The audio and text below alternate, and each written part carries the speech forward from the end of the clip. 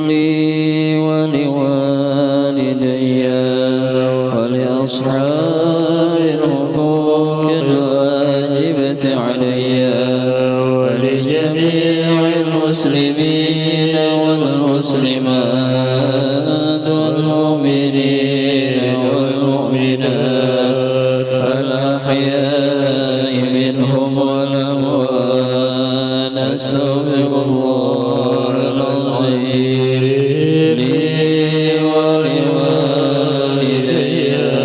ولأصحاب الحقوق الواجبة علي ولجميع المسلمين والمسلمات والمؤمنين والمؤمنات الأحياء منهم والأموات أستغفر الله العظيم لي ولوالدي ولأصحاب الحقوق الواجبة علي ولجميع المسلمين والمسلمات والمؤمنين والمؤمنات الأحياء منهم والأموات فاتهدنا هضم النبي المصطفى رسول الله صلى الله عليه وسلم ثم إلى أرواح آله وصحبه وأزواجه وذرياته وأصحابه وأنصاره وأتباعه ومحبيه إلى يوم القيامة ثم الفاتحتين بين أئمة المجتهدين ومقلديهم في الدنيا وإلى أرواح العلماء الراشدين والقراء المخلصين وأئمة الحديث المفسرين وسائر السادة الصوفية المحققين وإلى أرواح كل ولي ولية من مشارق الأرض إلى مغربها ومن يمينها إلى شمالها والفاتحتين إلى أرواح والدينا ومشايخنا وجميع المؤمنين والمؤمنات والمسلمين والمسلمات الأحياء منهم والأموات ثم إلى شيخنا الفاضل الحج محمد زين بن عبد الغني والحبيب محمد بن علوي المالك والشيخ حسن محمد المشعث والشيخ حسن اليمني والشيخ عبد الله بن عمر الرازي وخصوصا إلى الشيخ محمد بن محمد العزب صاحب مولد العزب شيء لله لهم الفاتحة. بسم الله الرحمن الرحيم الحمد لله رب العالمين الرحمن الرحيم مالك يوم الدين إياك نعبد وإياك نستعين اهدنا الصراط المستقيم صراط الذين أنعمت عليهم غير المغضوب عليهم ولا الضالين آمين. يا رب صل على محمد المصطفى الكامل المكمل يا رب صل على محمد يا رب صل عليه وسلم يا رب صل على محمد المجتبى الفاضل المفضل يا رب صل على محمد يا رب صل عليه وسلم يا رب صل على محمد نبينا الشافع المبجل يا رب صل على محمد يا رب صل عليه وسلم يا رب صل على محمد خير نبي وخير مرسل يا رب صل على محمد يا رب صل عليه وسلم يا رب صل على محمد عليه في أمرنا المعوال يا رب صل على محمد يا رب صل عليه وسلم يا رب صل على محمد طوبى لمن بالنبي توسل يا رب صل على محمد يا رب صل عليه وسلم يا رب صل على محمد نشدو بطه في كل محفال يا رب صل على محمد يا رب صل عليه وسلم يا رب صل على محمد مطلوبنا بالنبي تسهل يا رب صل على محمد يا رب صل عليه وسلم يا رب صل على محمد أجل ذخر لنا مؤمل يا رب صل على محمد يا رب صل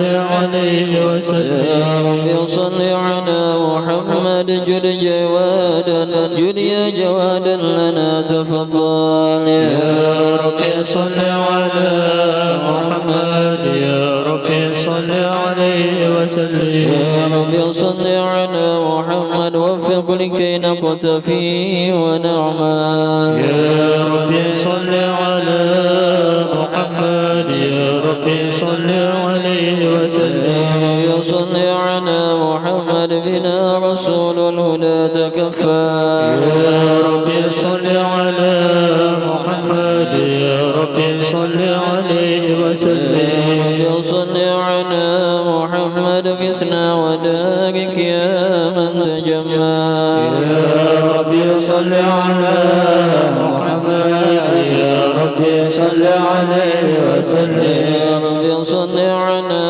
محمد بجاهه يا ربنا تقبل يا ربي صل على محمد يا ربي صل عليه وسلم اللهم صل وسلم وبارك عليه وعلى آله أعوذ بالله من الشيطان الرجيم بسم الله الرحمن الرحيم إنا فتحنا لك فتحا مبينا ليغفر لك الله ما تقدم من ذنبك وما تأخر ويتم نعمته عليك ويهديك صراطا مستقيما وينصرك الله نصرا عزيزا لقد جاءكم رسول من أنفسكم عزيز عليه ما عنتم حريص عليكم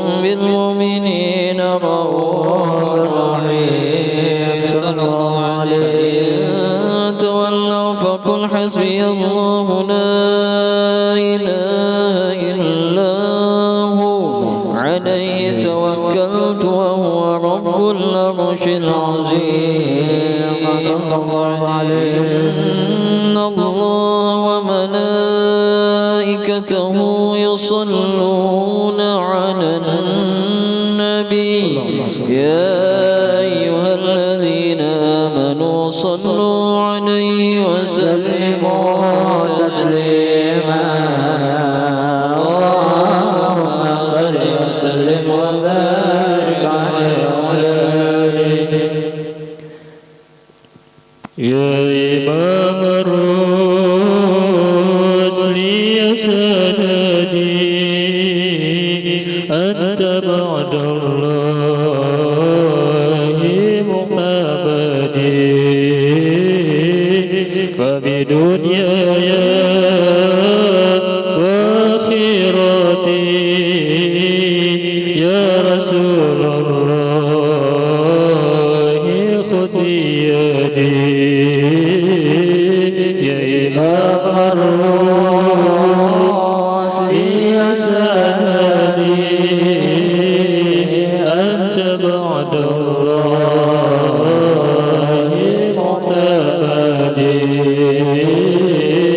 فبدنياي وآخرتي يا رسول الله خذ بيدي قسما بالنجم حين هوى ما المعافى والسقيم سواء قسما بالنجم حين هوى ما المعافى والسقيم سواء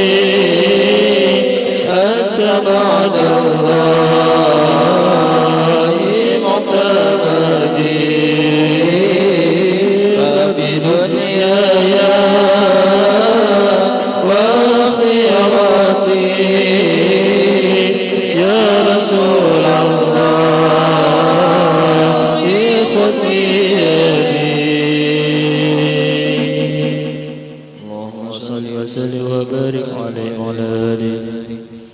بسم الله الرحمن الرحيم.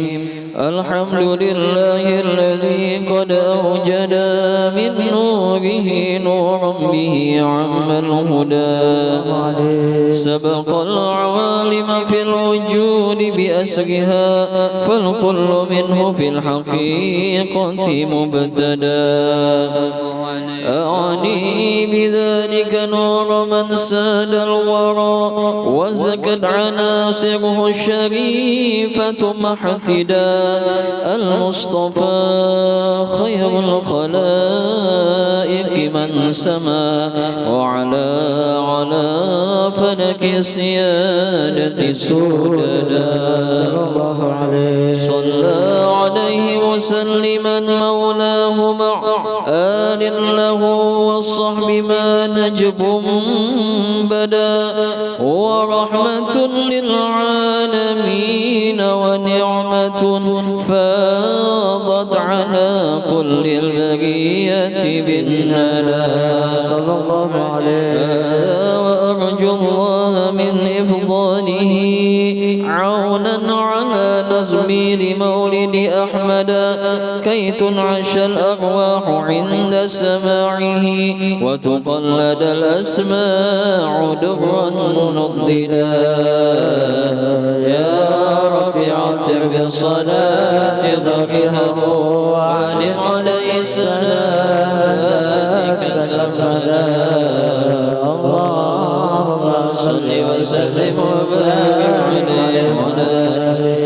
اعلم بأن الله قدر سابقا تكوينه هذا الجناب المفردا، إذ قال جل لقبضة من نوره كوني بقدرتنا الحبيب محمدا صلى الله عليه. فهو الحبيب المجتبى قدما كما قد صح هذا بالدليل وأسندا، وعليه في الأزل النبوة أفرغت، ولنا به المولى المعظم أسعدا.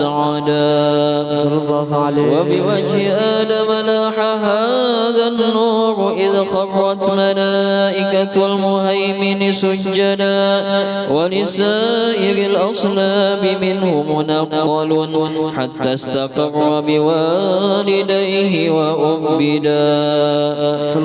وحمى الإله من السفاح وصله، وعنوا به شرفا أسيلا أمجدا. ولوالديه الرب قد أحيا كما قد جاء هذا في الحديث وأيدا، قد آمنا حقا به فاستوجبا كل النجاة وبالجنان تخلدا.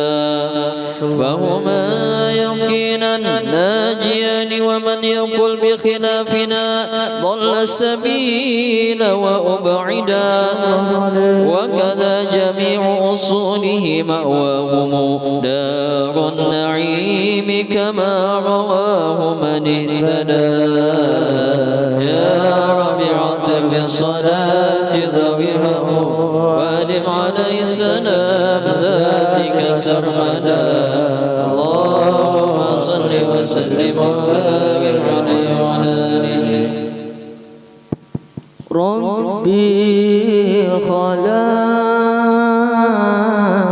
خلقتها من نور فيه احترام، فيه احترام. ناداه باليا مختار، أنت الأمين، أنت الأمين. ربي خلقتها من نور فيه احترام، فيه احترام.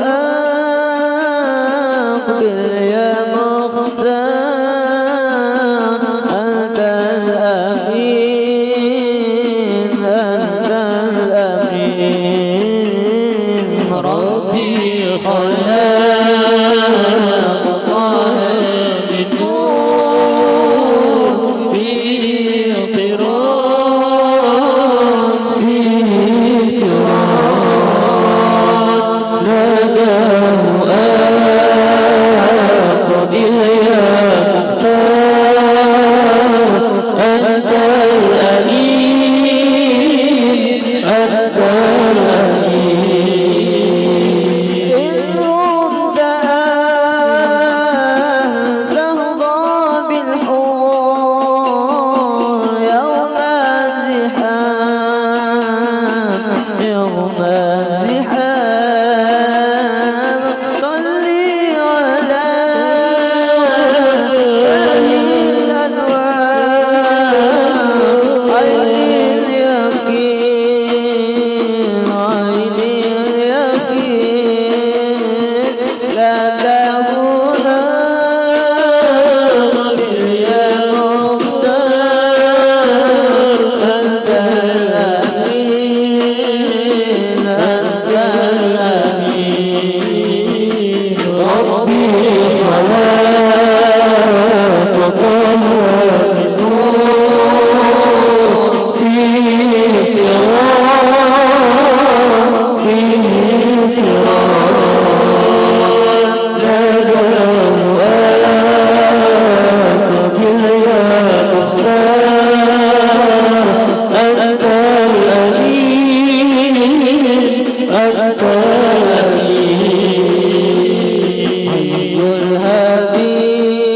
الحبيب أجمل ذكرى صلوا على يا الله وهو عبادي يوم المعادي نبينا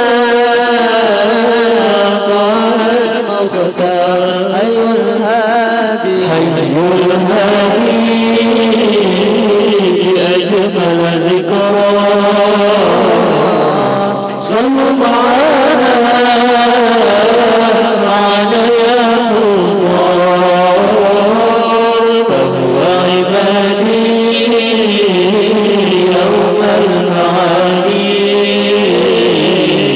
نبينا قال المختار هذا الذي سار لا إله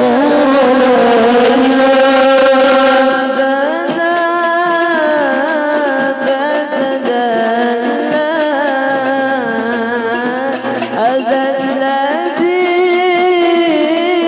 سار لا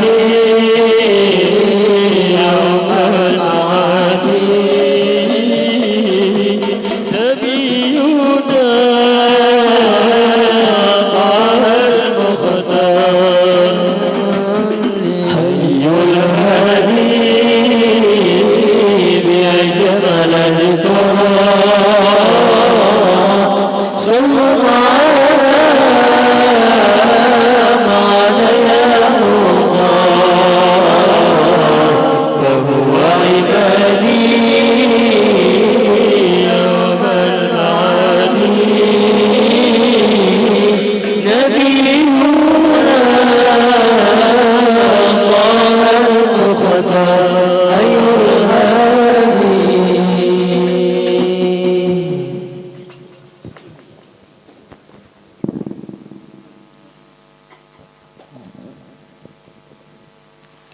اللهم صل وسلم وبارك عليه وعلى آله فهو النبي محمد بن ذبيحهم من كان عبد الله كهفا سيدا وبعبد مطلب أبوه لقد دعي وهو ابن هاشم الجواد المقتدى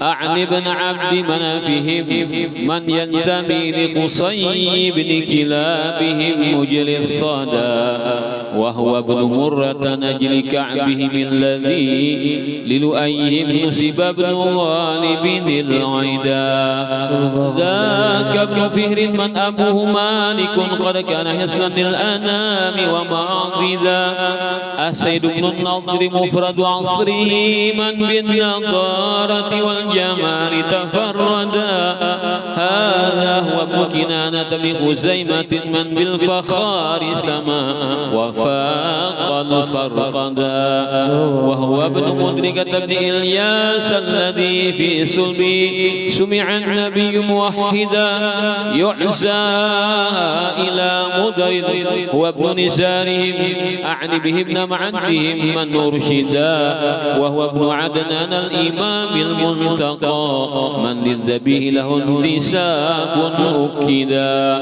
هذا هو النسب الذي اتفقوا عليه ومن يخط من بعد خالف واعتدى وإليه قد كان المشفع ينتهي ويكذب النساب مهما عددا وهو الذي فرض علينا حفظه وكذاك كل مكلف قد وحدا أكرم بي نسبا بعقد نظامه وحلى مفاخر الوجود تقلدا يا رب عطر بالصلاة ذريحه عليه سلام ذاتك سرمدا اللهم صل وسلم وبارك عليه هذا ولما أن أراد إلهنا إذ رأوا سر المصون الأسعدا اختص آمنة الرضا أما له ولها به أملنا وتأبدا حملت بجوهره الشريف وما شكت ثقلا ولا وهنا بها طول المدى حملت بجوهره الشريف وما شكت ثقلا ولا وهنا بها طول المدى حملت بجوهر الشريف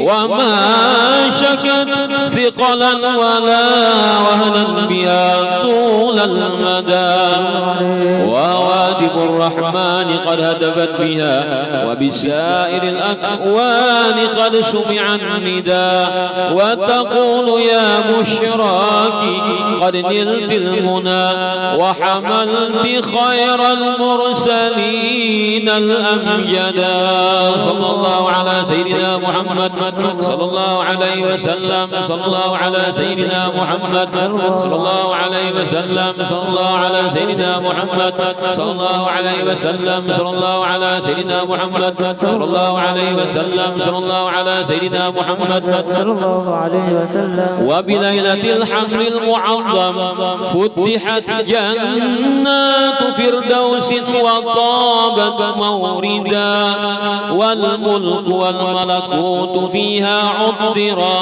والأنس وافى والسرور تجددا وبعامها قد عم خصب في الورى من بعد جلب للبرية أجهدا وتباشرت بالشرق والغرب الوحوش وبالصفا طير المسرة غردا وأوهيل شرك أصبحت أصنامها منكوسة وأوانها لن يجحدا وبعام فتح لقبوا ذا العام إذ كم من فتوحات به لن تعهدا وجميع أحبار روت أخباره وسابيا وجه الزمان توردا وتقول يا بشراك قد نلت المنى وحملت خير المرسلين الأمجدا في عامي كل النساء كرامة للمصطفى حملت ذكورا رشدا في عامي كل النساء كرامة للمصطفى حملت ذكورا رشدا في عامه كل النساء كرامة للمصطفى حملت ذكورا رشدا ولكم به ظهرت عجائب جمة عنها لقد ضاق النطاق تعددا يا رب عطر بالصلاة ضريحه مذاتك سرمدا وسلم وبارك عليه وعلى آله مددا وافر علينا بخير نبي مددا وافر علينا بخير نبي وأهل بيته وآله وكل صحبه وأهل بيته وآله وكل صحبه مددا وافر علينا بخير نبي مددا وافر علينا بخير نبي وأهل بيته وآله وكل صحبه وأهل بيته وآله وكل صحبه ببركات شيخي بنجر محمد أرشاد نظرة منك إلينا نظرة الوداد ببركات شيخ تاري حج كشف الأنوار جود لنا والحاضرين العلم والأسرار مددا وافر علينا بخير نبي مددا وافر علينا بخير نبي وأهل بيته وآله وكل صحبه وآل بيته وآله وكل صحبه ببركات الشيخ محمد شرواني عبدان يسير الهدى علينا في كل آوان ببركات الشيخ محمد شعراني عريف وفقنا والمسلمين للنبي الحنيف مددا وافر علينا بخير نبي مددا وافر علينا بخير نبي وأهل بيته وآله وكل صحبه وأهل بيته وآله وكل صحبه ببركات الشيخ محمد سمى المنيا ارزقنا والمسلمين حب الأولياء ببركات الشيخ محمد سلمان جليل. آتنا دنيا وأخرى بالخير الجزيل. مدد وافر علينا بخير نبي. مدد وافر علينا بخير نبي وآل بيته وآله وكل صحبه.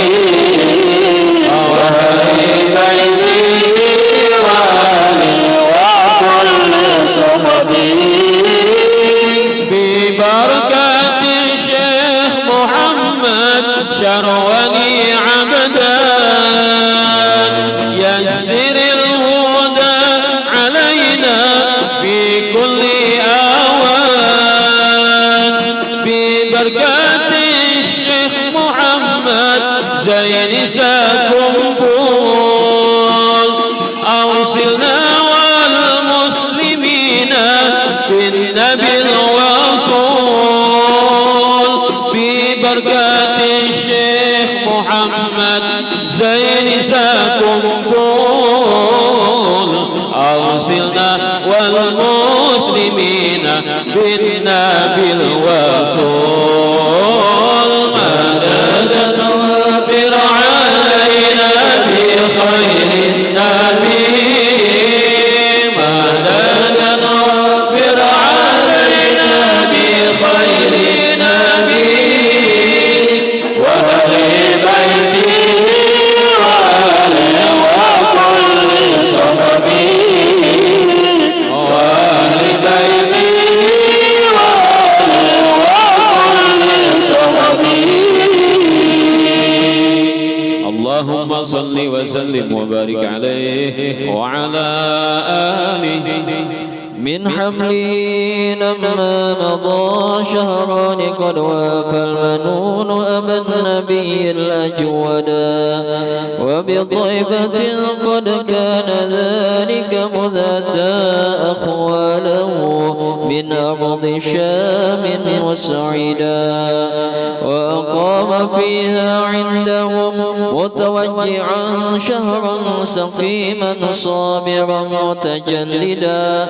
وضريحه قد أشرقت أنواره من زاره نال المنى والمقصدا.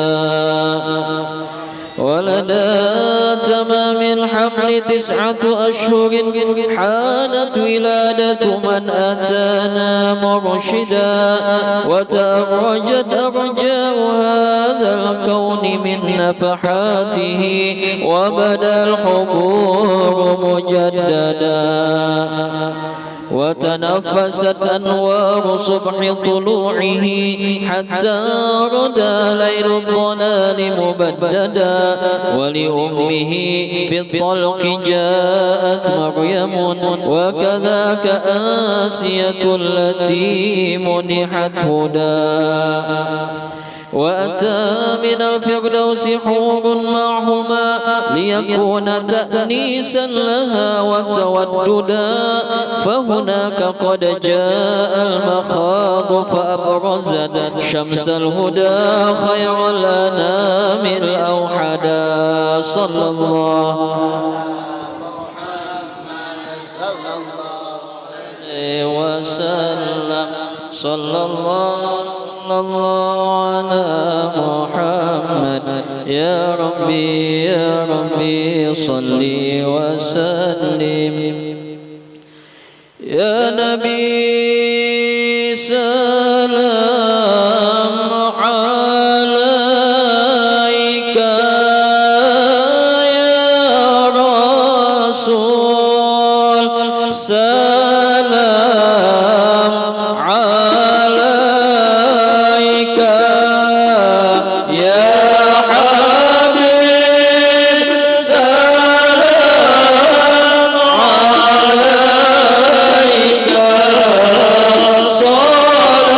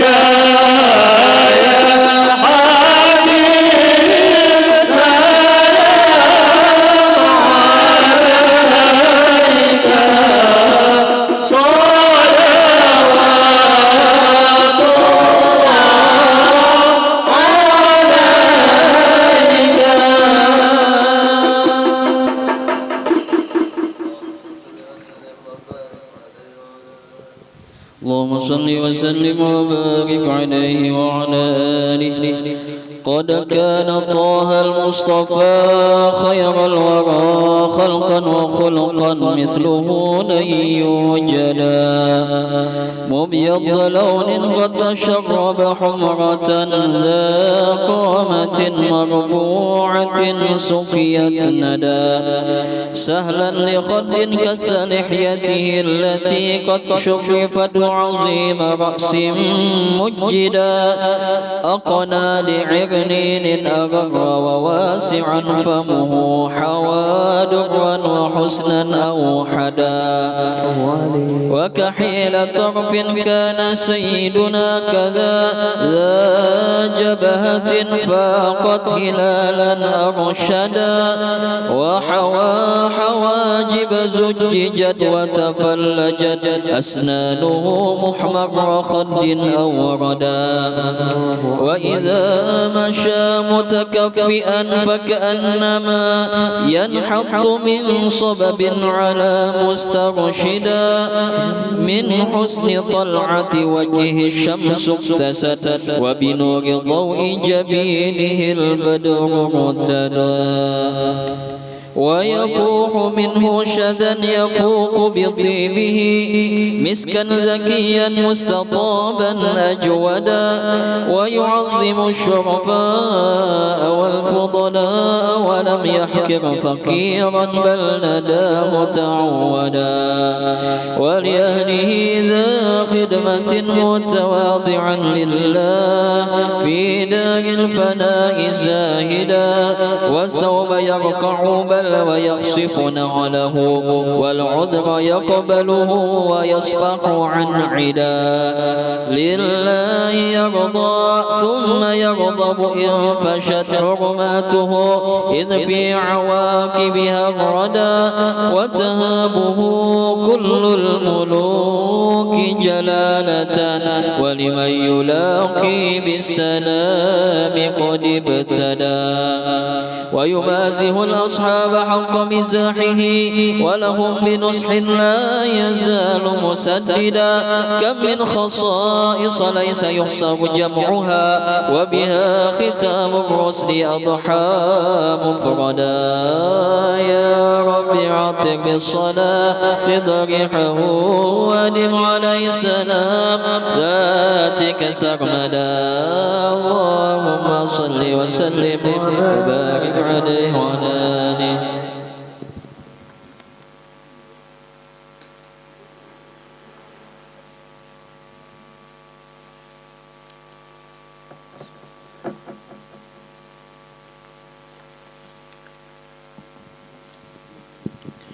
بسم الله الرحمن الرحيم. السلام عليك يا رسول الله. السلام عليك يا أبا فاطمة. السلام عليك يا جد الحسن. السلام عليك يا جد الحسين. السلام عليك يا جد زينب. السلام عليك يا سيدة فاطمة بنت رسول الله. السلام عليك يا أم الحسن. السلام عليك يا أم الحسين. السلام عليك يا أم زينب. السلام عليك يا أم المؤمنين يا سيدة خديجة بنت خويلد. السلام عليك يا أم فاطمة. السلام عليك يا أم رسول الله. السلام عليك يا سيدة آمنة بنت وهب. السلام عليك يا أمير المؤمنين يا علي بن أبي طالب. السلام عليك يا أبا الحسن. السلام عليك يا أبا الحسين. السلام عليك يا أبا زينب. السلام عليكم يا أمة محمد في مشارق الأرض ومغاربها الأحياء منكم والأموات ورحمة الله وبركاته. الفاتحة. الرحمن الرحيم. الحمد لله رب العالمين. إياك نعبد وإياك نستعين واهدنا الصراط المستقيم صراط الله. الحمد لله الذي شرف الأكوان ببعثة سيد ولد العدنان. أشهد أن لا إله إلا الله الملك الرحيم الرحمن. وأشهد أن سيدنا محمد عبده ورسوله شفيع الخلائق من الإنس والجان. اللهم صل وسلم على سيدنا محمد غناء فقري وحياة روحي وسرور قلبي ونجاتي في الدنيا والآخرة وعلى آله وصحبه أجمعين. وبعد. Alhamdulillah kita dapat berkumpul kembali di malam yang mulia ini, malam Rabu yang kita selalu adakan setiap setelah Isya ini, pembacaan maulid dengan bermacam-macam maulid yang kita gilirkan setiap malam Rabu. Dan tadi sudah kita baca maulid Syekh Muhammad bin Muhammad Al-Azzab radhiyallahu anhu rahimahullah taala. Sudahkah dicatat nama-namanya para peserta grup maulid kita nih? Belum kah? Nah, daftar kan lah, daftar anggota resmi. Jadi kan karena belum maulid, memang kita bertata batur kan. Ada absensinya kan, atau di mana absennya kan. Nah, biar ketahuan kan, namanya ketahuan kan kerajinannya. Kemudian kita akan meneruskan pelajaran kita malam hari ini tentang sifat 20, yaitu sifat yang ketujuh. Bacaannya adalah qudrat atau qudrah, artinya kuasa. Maka lawannya kuasa adalah ajaz. Arti ajaz adalah lemah. Allah Ta'ala itu pasti kuasa, pasti mampu terus. Cuma ini kan ada tiga yang bertali temali, pasti berhubungan. Bila Allah itu mampu atas suatu, pasti dia menghendakinya. Bila Allah menghendaki suatu, pasti dia tahu dengan suatu itu. Jadi bila di alam semesta ini kan ini yang Allah perlakukan adalah alam semesta ini. Yang Allah perlakukan, yang Allah kuasai itu adalah alam semesta. Bila ada kejadian, apakah itu kejadian ada atau ditiadakan? Nah, nang kada ada, timbul ada kan? Atau sudah ada lalu hilang. Itu adalah tandanya Allah kuasa. Karena Allah kuasa, Allah melakukan, mengadakan atau meniadakan itu. Nah, maka ini bukti adanya suatu yang ada atau tiadanya suatu yang menjadi tiada, itu adalah bukti Allah kuasa. Nah, bila Allah itu menguasai, lalu Allah Ta'ala melakukan, Allah melakukan itu kuasa, artinya Allah melakukan pasti kuasa. Bila Allah melakukan, pasti Allah menghendaki. Kada mau Tuhan kada berkehendak. Ya, nanti buka ini aja. Ada aku tadi ini aja. Mau itu Tuhan. Pasti Allah itu menghendaki. Bila Allah menghendaki, pasti tahu lawan sesuatu yang Ia kehendaki, yang Ia kuasai. Jadi tiga sifat ini bertali temali. Tapi kalau Allah tahu, pasti berkehendak lah. Belum tentu. Allah tahu, pasti berkehendak lah lawan yang ketahui. Belum tentu. Bisa Allah ketahui itu dikehendaki, bisa Allah ketahui itu kada Allah kehendaki. Allah mengetahui misalkan apabila si fulan ini misalnya kan dia tulak, lalu di tengah jalannya karena musibah misalnya kan. Nah, Allah mengetahui karena kayak ini kan anunya selok-beloknya kejadian ini. Nah, tapi Allah kadang menghendaki. Nah, bila kadang menghendaki tentang jadi ya tulak kan. Ya kah? Nah, manapakah orang acara nanang rami bener kan? Kada maksiat, hendak ada tulak. Nah, Allah tahu bila nya tulak karena di sini kejadian ya suatu hal yang bagus, nang pacang merugikan lawan dirinya. Nah, apakah Allah menghendaki? Adakah Allah kada menghendaki? Kada tulak. Padahal dalam Allah mengetahui kalau nya tulak kayak ini akan terjadi, kan? Tapi kada tulak, maka kada jadi tulak, maka kada dikehendaki. Nang diketahui Allah tuh kada dikehendaki Allah. Itu kan? Nah, bila Allah menghendaki sesuatu, maka sesuatu itu pasti terjadi. Itu lazim sudah. Bila Allah menghendaki sesuatu, sesuatu pasti terjadi. Bila terjadi sesuatu, pasti itu adalah perbuatan Allah. Allah kuasa. Bila Allah kuasa, pasti Allah menghendaki lawan yang dikuasainya. Itu. Ada pulang Allah itu menyuruh, tapi kadang menghendaki. Kada sama tuh lah. Jadi antara Allah menghendaki lawan menyuruh itu kada sama, nyatakan tak? Antara Allah menyuruh lawan menghendaki itu kada sama. Allah menyuruh kita ini beriman. Kita contohkan Sayyidina Abu Bakar. Allah menyuruh Sayyidina Abu Bakar itu beriman. Akhirnya beriman kita Abu Bakar beriman. Berarti Allah menyuruh Sayyidina Abu Bakar beriman dan Allah menghendaki Sayyidina Abu Bakar itu beriman. Ya kah? Ini kita bujur kan? Nah, artinya pas kan ada keduanya ada pada Sayyidina Abu Bakar. Kemudian Allah menyuruh Abu Jahal beriman. Beriman lah. Nah, patang kata Abu Jahal beriman. Padahal Abu Jahal disuruh beriman. Nah, patang kata beriman. Abu Jahal disuruh beriman. Patang kata beriman. Apa? Allah ada menghendaki. Nah, berarti antara perintah lawan kehendak belum tentu seia dan sekata seira. Cuma bila Allah tuh menyuruh pasti baik antara dua atau antara wajib atau sunat. Standarnya lah standarnya. Bila Allah menyuruh pasti perintah Allah tuh baik. Tapi kalau Allah berkehendak bang pasti baiklah. Nah, bagi kita pasti baiklah. Bila Allah berkehendak, nah dikehendaki Allah pasti baiklah. Bagi kita pasti baiklah.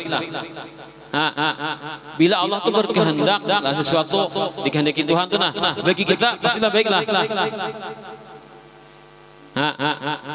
Buktinya ada yang tangis aja noleh. Nah betapa itu aja terduduang seperti aja.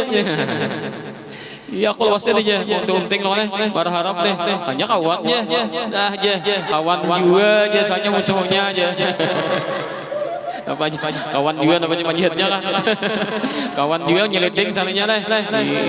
Ujar kawan kalau janur kuning belum dipasang maka masih dapat diselingkuh ditikung.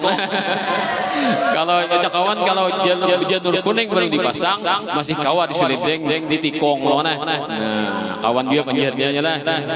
Lalu menangis kan. Nah, itu kehendak Allah. Kan pacangan saur yang dekat dah saya orang itu kehendak Allah. Jadi kehendak Allah itu belum tentu kita senang atau belum tentu kita menanggapinya baik. Nafsu kita kan kadang menilai ada baik. Nah itu.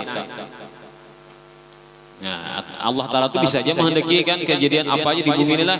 Kan apa aja banyak orang maksiat ya berhembur di bumi ini. Mau dihitung aja orang maksiat bilang 9 banding 1. 9 buting orang 9 tempat orang maksiat, 1 tempat dia orang mengerjakan ibadah. Kenapa itu aja? Itu semuanya kehendak Allah. Bolehlah nyambet lah. Boleh kita belajaran bang.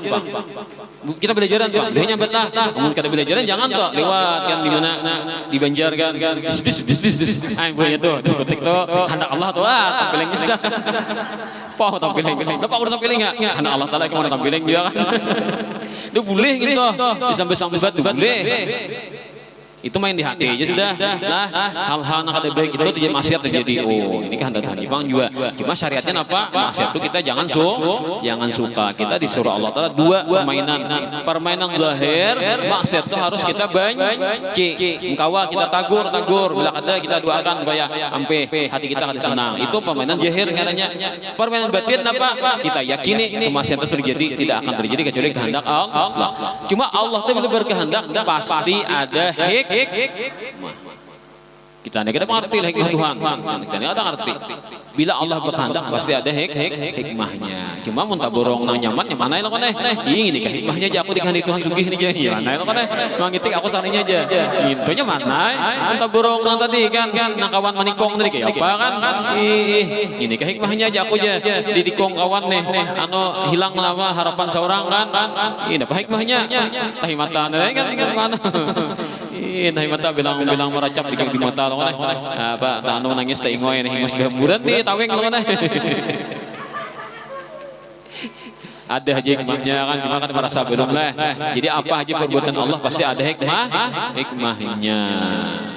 Paham sudah?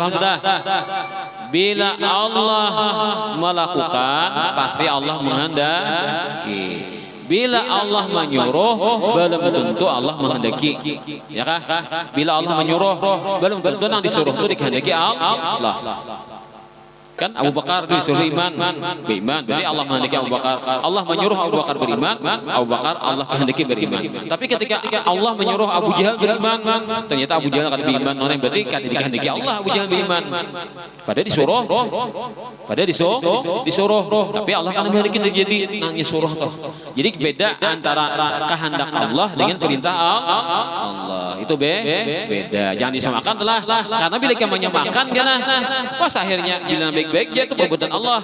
Jangan baik-baik. Nah, kan kalau nyenang kita samakan antara perintah lawan kehendak Allah. Nah, disinilah bubuhan Mu'tazilah itu sesat. Karena Mu'tazilah itu beranggapan bila nang baik-baik itu perbuatan Allah. Bila kada baik disir hamba aja begitu. Disir hamba itu puasa, bagi maksiat. Bila nang baik-baik hanya Tuhan nang menggiwi. Akhirnya pas Tuhan kalah buktinya sealaman nih banyak maksiat daripada ibadah ya kan. Banyak maksiat pada taat. Camuh jadinya kan. Berarti iblis itu kan di sini aja punya kekuasaan. Kebanyakannya iblis berhasil menggoda manusia. Nah, ini kesesatan Mu'tazilah karena mereka pilih sehingga mereka ketika baca surah Qul a'udzu birabbil falaq min syarrin ma khalaq. Itu bunyinya min syarrin ma khalaq. Itu baca Mu'tazilah. Qul a'udzu birabbil falaq. Katakanlah aku berlindung dengan Allah yang menguasai waktu subuh. Min syarrir, dari kejahatan apa saja. Ma khalaq, bukanlah ciptaan Allah itu. Ujar Mu'tazilah. Padahal baik dan buruk semuanya adalah perbuatan Allah. Boleh disambat kalau kita waktu belajar. Sudah di luar jangan digini sambat. Ya tadi camuh kan orang maksiat disambatnya juga kan perbuatan Allah. Camuh itu tagana dosa nyambat itu pada orang lagi maksiat. Kan orang maksiat rame kan disambatnya bunyi itu maksiat ya kada Tuhan mengawakan kada kawa aja. Nama nyambat diganda dosanya pada nampunya maksiat sanata. Karena apa? Mau hulut lawan tauhid, mau hulut lawan perbuatan Allah. Jadi mainnya dalam hati aja. Kita kada kawa kan dikembali. Ini adalah perbuatan Allah. Hatinya main nah itu kan. Nah, maka lawannya adalah ajaz. Allah itu mustahil lemah. Apa aja yang Allah kehendaki pasti terjadi. Maka Allah Ta'ala itu mustahil lemah. Arti lemah apa? Ada kawa menggewi mustahil kawa taros. Asalnya bakal hendak aja kawa taros. Berarti nang kada terjadi itu Allah kada menghendaki loh kan. Nang kada terjadi itu Allah kada menghendaki walaupun inteng benar kan. Inteng benar gewiannya. Napa aja unik apa nih misalnya napa ya membuang ratek kan. Buang ratek nih di meja ada ratek nah. Sudah udah mantap udah membuang. Wah, mana udah. Biar mengambil hiau orang. Ada di hiau di luar oh hiau sini lo aja.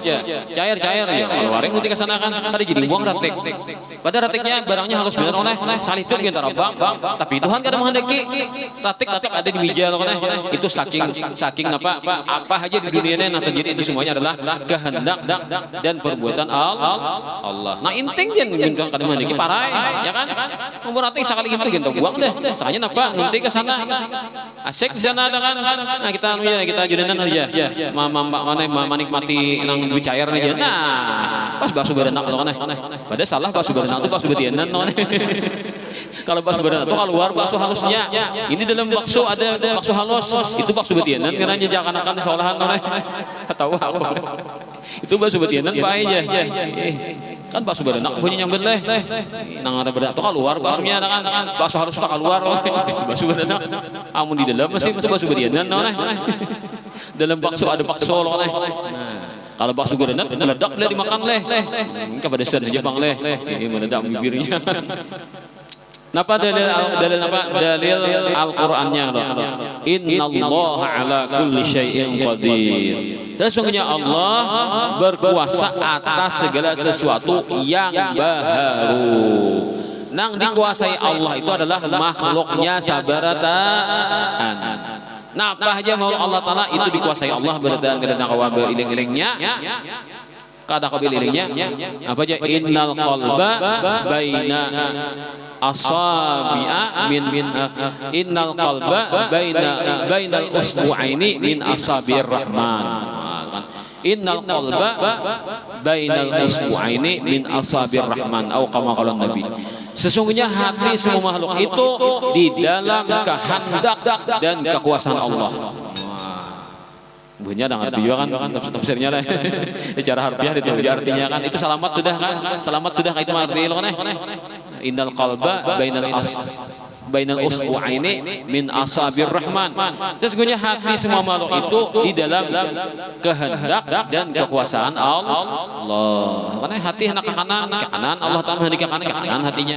Allah Ta'ala menghendaki ke kiri hatinya kan. Kita kawa banu, kata kawa bapak malawat. Bila Tuhan menghendaki hati itu kemana? Bapak berhadap kepada palingnya itu semuanya Allah menentukan. Maka hati itu kan mengontrol manusia dan makhluk yang lainnya kan hati itu kan bila hati itu kayak ini hati ikut yang lain itu Allah menentukan semuanya itu. Sehingga kata ulama penanggaran ikhlas itu kadakawa diusahai. Ikhlas itu adalah karunia Allah. Maksud kadakawa diusahai itu artinya kadakawa kita bila berusaha dapat ikhlas belum tentu.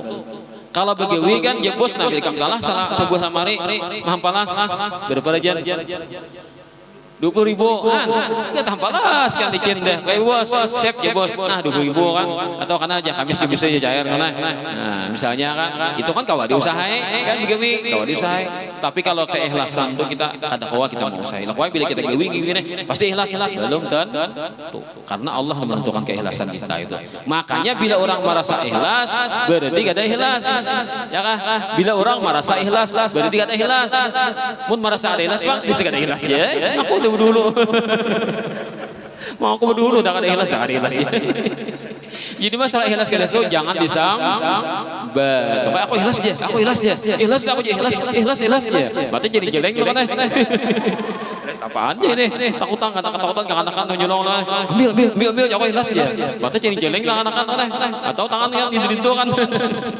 pacang malapau ya kan ini big peraya diambil ambil jangan ikhlas ya tapi tangannya kan itu siap nah karena ikhlas itu kata kau diakui kan ikhlas kata kau diakui jadi orang nang ikhlas itu nya kada merasa dirinya ikhlas la haula wala quwata illa billah.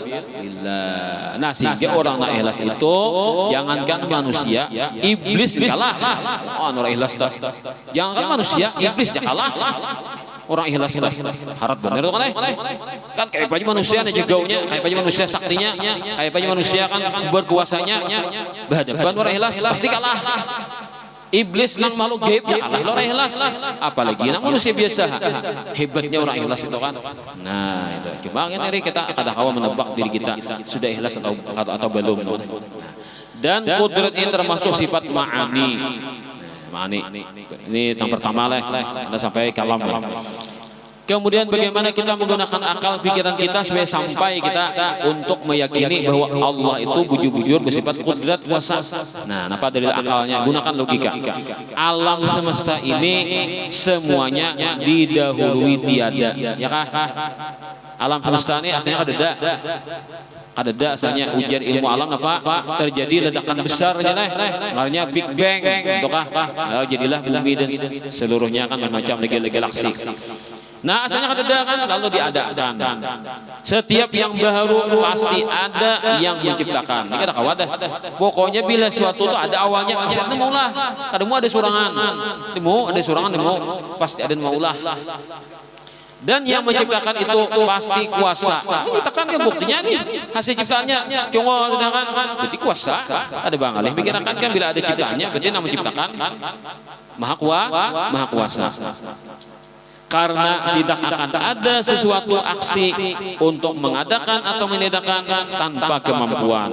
Pasti ada kemampuannya. Jadi kawa membuktikan ya dia terjadi atau hilang sesuatu yang ada. Jikalau dia tidak mampu, tentu lemah.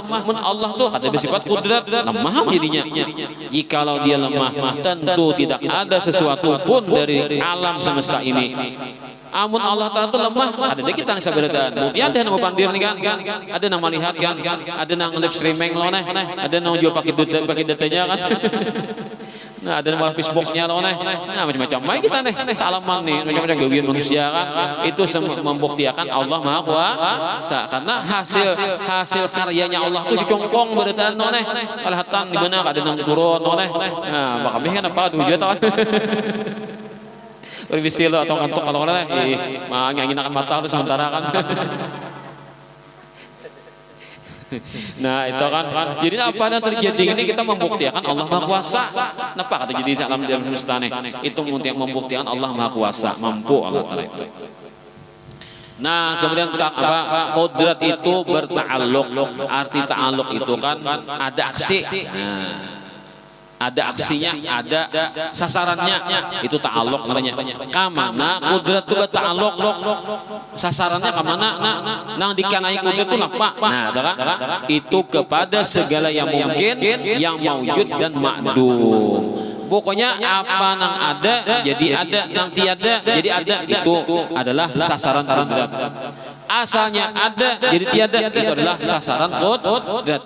Nang asalnya ada tetap ada, itu sasaran kudrat. Nang asalnya memang sesuatu itu tiada tetap tiada, itu adalah sasaran kudrat. Semuanya jadi apa aja nang mungkin itu adalah sasaran kudrat atau nang dita'aluki oleh kudrat. Gawiannya kudrat di mana? Gawiannya kudrat itu pada segala yang mungkin. Mungkin apa? Sesuatu yang selain dari Allah. Itulah yang dibolak-balikkan, yang diperlakukan oleh kudrat. Bahasa tauhidnya dita'aluki. Nah, dita'aluki si kudrat, dita'aluki sifat kudrat. Dita'aluki sifat kudrat. Kemudian nanti kita akan bicara lagi tentang sifat yang ke-8 insyaallah, iradat atau iradah pada kesempatan yang akan datang insyaallah. Tentang keistimewaan umat Rasulullah SAW yang tidak lain adalah kita sendiri, mudah-mudahan kita diakui Rasul sebagai umatnya, karena kita suka memuji beliau, suka bersalawat kepada beliau. Untung benar kalau kita sudah akui Nabi sebagai umat. Ada merasa kan atau memimpi kan Nabi mau ke umat, untung sudahlah.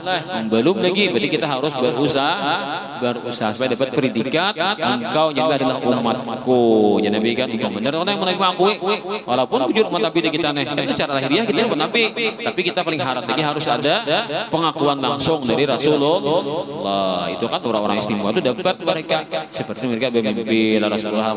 Nah itu kan sebagai tanda resmi mereka sudah diakui Nabi sebagai umat. Nyamuk sudah kayak itu kan kada berdah sakit lagi di dunia nyaman, di akhirat nyaman, dapat nginto sudah. Nah kita ini kan apakah dicari di dunia ini nih? Ada sekolah tinggi, sekolah ada tinggi lagi Pak, naik nior lah. Sekolah apa? Sekolah tinggi aja, sekolah tinggi aja apa? Naik nior ya dah. Kada kau malah dang lawan ini. Ada yang bagawi terus karena mencari kebahagiaan jar. Padahal kebahagiaannya itu bila mau Nabi Muhammad mau kita umat itu ternyata ada dunia bahagia, akhirat bahagia. Itu pandah kita nasi bujurannya kan di dunia ini nah. Mau kita nak penting bahagia bujur itu kan ianya. Jalannya ya rancak-rancak bersalawat, rancak-rancak memuji Rasulullah, rancak-rancak mengisahkan Rasulullah itu jalannya kan, dan menjalankan sunnah-sunnahnya atau mengamalkan ilmu yang kita ketahui ini kan, karena semua ilmu ini bersumber dari Rasulullah. Di antara keistimewaan umat Rasulullah lagi adalah bahwasanya mereka nanti di hari kiamat, di hari akhirat akan diberikan Allah Ta'ala nur, cahaya di depan mereka. Itu nas Al-Quran jelas. Nuruhum yas'a baina aydihim wa bi aymanihim. Umat Nabi Muhammad itu nanti di hari akhirat mereka diterangi oleh cahaya di depan mereka dan di sebelah kanan mereka. Kan akhirat itu kadab malam berumuran akhirat tuh am kada sampai ke surga kada tarang. Jangankan akhiratnya, api neraka aja kadab. Api neraka itu 1000 tahun menyala habang man katuh kan menyala habang terus putih hilang habangnya. Nah, bisa itu bisa kubas tuh deh 1000 tahun menyala kan jadi berubah jadi putih. Imbah itu 1000 tahun menyala kalawasan putih pas jadi hilang. Kadab api neraka itu bujurnya panas ini kadab. Kita kan api itu kan habang lah menyala kan menyala habang tarang lah kan api itu jadi alat penerang. Kalau neraka itu api neraka itu kada kayak api di dunia nang tarang mana kalawasan menyala ya hilang. Sudah. Jadi kadang di neraka itu ada di dalam pola lalu. Nah, alam akhirat matahari jadi didekatkan kepada kepala manusia kan seperti apa aja 1 mil. Itu ada mengatakan mil tuh mil apa? Curi cara mata tuh mil bahasa Arabnya. Berarti paling setengah hilang matahari di kepala. Panas, tapi mataharinya kadep, kada bercahaya lagi. Bola api hitam aja. Bakadep tuh di akhirat tuh Nah, lalu umat Nabi Muhammad diberikan cahaya. Di hadapan ada cahaya, di sebelah kanan ada cahaya. sehingga mereka dapat berjalan menuju surga. Amun kan bala ambo ya ketemu surga. Salah terus jalannya kan, maka padang akhirat itu luas benar, beribu-ribu kali lipat dari alam dunia kita. Kan alam dunia luas. Pertama kita alam rahim dari parut mama. Kipit kadakah? Kita melihat kipit kadakah? Kipit kok? Kita melihat bini betianan tuh. Bini betian kan jermun apa mak tuh bini dengan parutnya ujar mamu dalam parut sidin itu ada anak-anak. Kayak itu kah? Itu kan betianan mah jawabannya anak karena jawabnya keluar ke anaknya tuh kan. Nah, kipit kadakah gitu? Kipit kita melihat kita di dunia melihat dalam parut pasiennya kan ada apa jauh dalam parut mana? Nah, jeta anu kan nya kasing budal dalam parut mana? 9 bulan menyandang mana? Nah, nya keluar ke alam dunia kan luasnya alam dunia, nah ternyata alam kubur, alam barzakh itu lebih luas pada alam dunia ini. Kayak apa bandingannya? Nah, kayak kita melihat bayi dan parut. Kita dalam dunia melihat bayi dan parut, masanya bayi dan parut tuh inya takapit tuh kan, kipitnya bener anunya nih, anu apa pawanya kan ya dan parut tuh. Kayak itu tuh orang di alam barzakh melihat kita. Saking luasnya alam barzakh tuh melihat mereka kayak kita alam dunia, kita nah kayak manusia yang takapit dalam parut. Berarti bayi dan parut tuh kipitnya kita nih dibanding lawan alam barzakh. Imba alam barzakh kan alam akhirat lebih luas lagi. Alam akhirat pada alam barzakh. Jadi alam barzakh kan alam akhirat pulang seperti bayi dan parut pulang dibanding alam akhirat luas bergi kan berkali-ribu kali lipat. Hanya surga nampak luasnya loh. Nah, seikung orang aja berapa kan? Seluas mata mandang surga. Ya Tuhan nih tanahmu senyaan nih kan? Tanahmu senyaan nih Tuhan oleh. Tuh nang gedung bertingkat tuh gedungmu senyaan. Tuh nang kolam-kolam nang sungai-sungainya mengalir tuh ampun mo senyaan. Nih bini nang cantik-cantik nang bunga-bunga sanjilita nih. Nang bocah pada akapian ya loh. Ampun mo senyaan ya Tuhan. Apalagi jadi raja berada di surga loh oleh.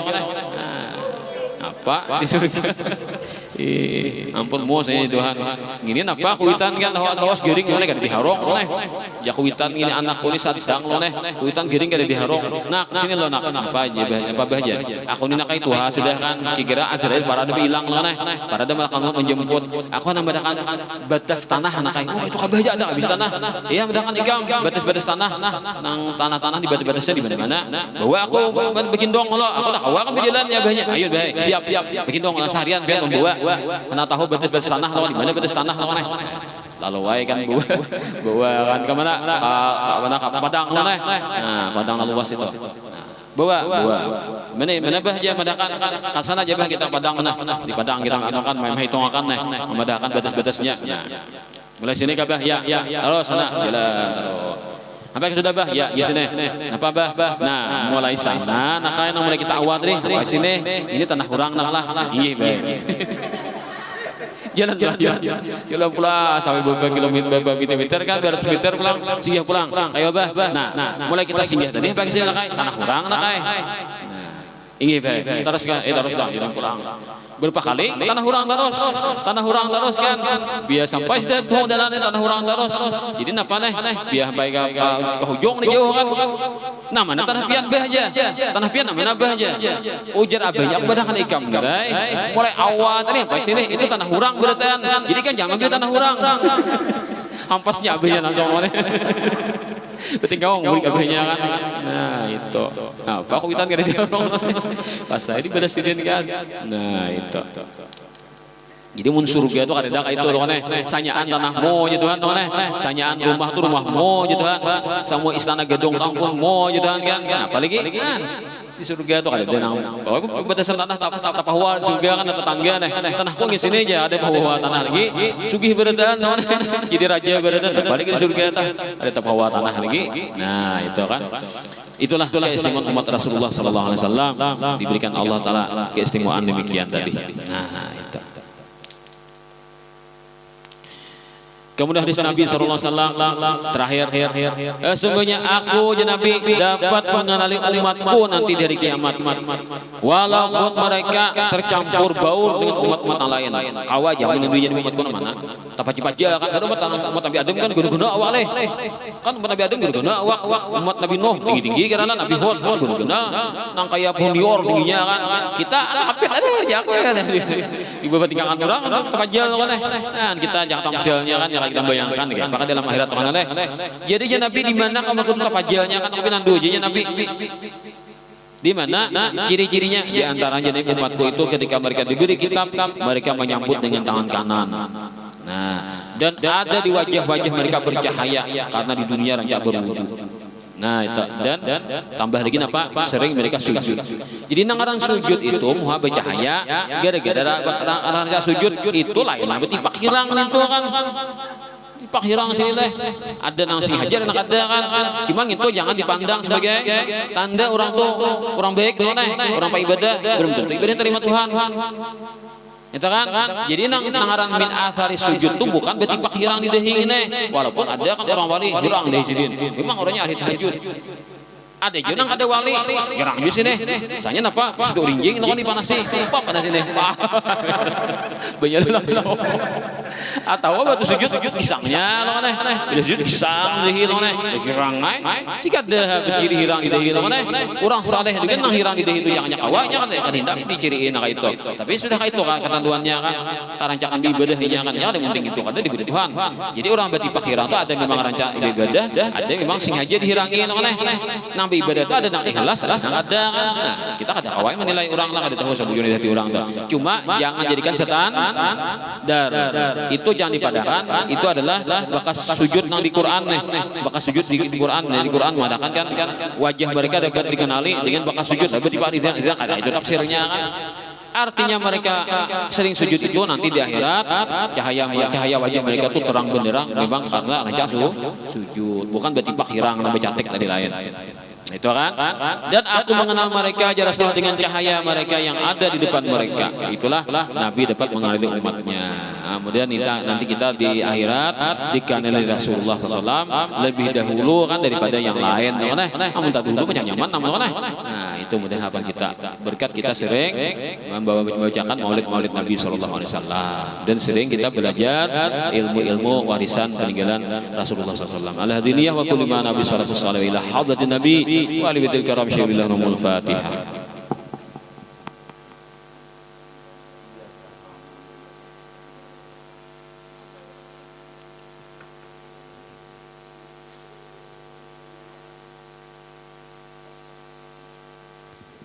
بسم الله الرحمن الرحيم الحمد لله رب العالمين اللهم صل وسلم على سيدنا مولانا محمد وعلى اله وصحبه اجمعين وإلهنا قد تمام له من نصب بمولده زاد متفردا فلنسأل المولى المقدس ولنقل يا من إليه المنتهى والمبتدا ندعوك يا غيث العباد بجاهه كن في الخطوب لنا معينا منجدا وعلى عوائدك الحسان فاجنا فالكل أضحى بالجميل معودا وبما نؤمل يا كريم فجل لنا فضلا وكن بالجود منك مزودا وامن بصرف النفس عن شهواتها وافكك فؤادا في هواه تقيدا ومن الجرائم تب علينا واهدنا واغفر لكل ما جنى وتعمدا وامن بعافية لمرضانا واجب اللطف يا من بالمكارم عودا وبحلية الإيمان حل قلوبنا ونهى بأنوار المعارف أسعدا وإلى سواك فلا تكلنا واسكنا غيثا مغيثا للبرية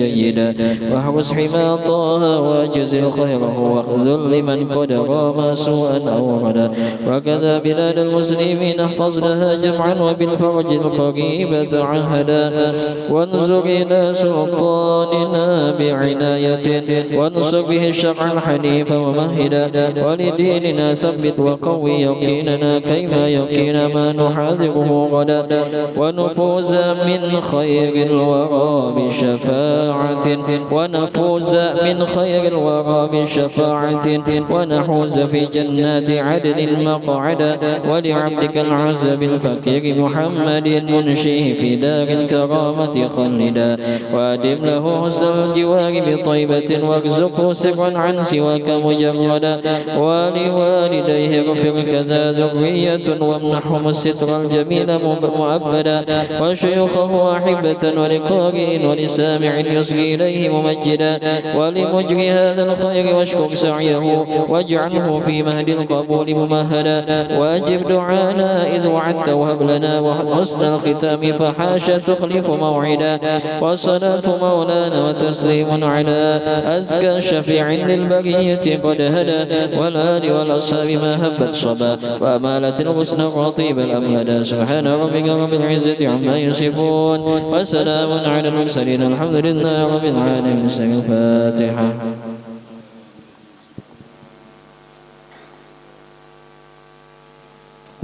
ربنا تقبل منا انك انت السميع العليم وتب علينا انك انت الرحيم. اللهم صل وسلم وتقبل ما قرانا وما فعلنا ما تصدقنا على حسب الواقع الى روح المصطفى سيدنا النبي صلى الله عليه وسلم وسائر الانبياء والمرسلين والى ارواح كل وآل كل والصحابه والقرب التابعين وتابع التابعين من الاولياء والشهداء والصالحين وجميع المؤمنين والمؤمنات ووصل الى ارواح ابائنا وامهاتنا واخواننا وجيراننا وجميع قرابتنا اجمعين.